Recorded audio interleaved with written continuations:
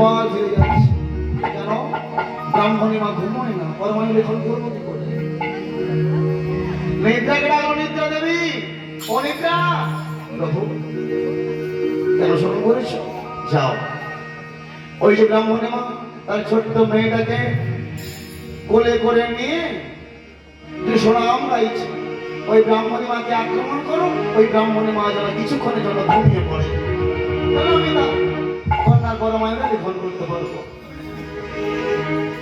নিদ্রা দেবী এসে সেই ব্রাহ্মণীর মায়ের রঙে প্রবেশ করলো, দেহে প্রবেশ করলো।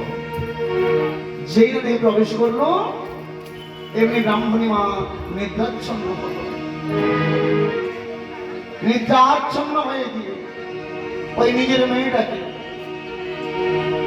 পাশে শুইয়ে দিয়ে নিজে, ওই তো আমার স্বামী গান করছে, আমি শুনতে পাচ্ছি, আমি একটু ঘুমিয়ে পড়ি, এক্ষুনি লেগে যাবে, একটু ঘুমিয়ে পড়ি, আমি তো পারছি না, এত ঘুম কোথায় ছিল আমি জানি না, পাচ্ছি। মেয়েটাকে পাশে শুয়ে যেই না ব্রাহ্মণী মা কিছুক্ষণের জন্য নিদ্রা গেল, বিধাতা পুরুষ এসে ওই ছোট্ট মেয়েটার পরমায়ু লিখন হচ্ছে, কিন্তু ব্রাহ্মণ আরে আমি একাই হরি নাম করে যাচ্ছি, একাই ভগবানের নাম করে যাচ্ছি, ওই আমার ব্রাহ্মণী তো সারা পাচ্ছি না। ব্রাহ্মণী ঘুমিয়ে গেল, ও ব্রাহ্মণী, আরে তুমি কি ঘুমিয়ে গেলে? ও ব্রাহ্মণী, তুমি ঘুমিয়ে পড়লে? স্বামীর ডাক শুনে ব্রাহ্মণ মায়ের ঘুম ভাঙলো। দেখেন আশ্চর্যের ঘটনা, ঘুমটা ভাঙলো, ঘুম ভেঙে কি দেখল, হ্যাঁ আমি ঘুমিয়ে পড়েছিলাম, আমার মেয়ে ওই তো পাশে শুয়ে আছে। তাকিয়ে দেখলো দরজার দিকে কে যেন দরজা দিয়ে বেরিয়ে যাচ্ছে।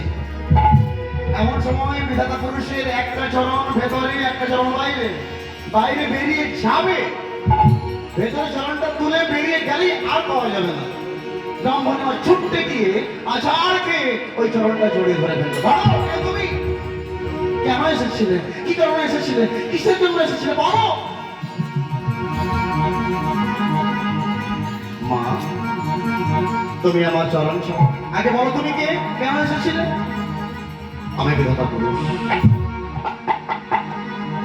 বিধাতা পুরুষ? আজ থেকে ঠিক 12 বছর পরে যে শ্রাবণ মাসের পূর্ণিমা আসবে, যেই সময়, যেই ক্ষণে তোমার মেয়ে জন্মগ্রহণ করেছে, ওই সময় তোমার মেয়ের মৃত্যু যোগ, তোমার মেয়ে মারা যাবে। ব্রাহ্মণী মা কথাটা শুনে বিধাতা পুরুষের চরণটা ছাড়া হয়ে গেল, বিধাতা পুরুষ চলে গেল। ব্রাহ্মণী মা নিজের মেয়েকে কোলে করে নিয়ে চিৎকার করে কাঁদতে লাগলো। সঙ্গে সঙ্গে ব্রাহ্মণ ওই ছোট্ট মেয়েটাকে কোলে করে নিয়েছে, কোলে করে নিয়ে দুটো গালে চুম্বন দিয়ে বলল, ওরে মা চলে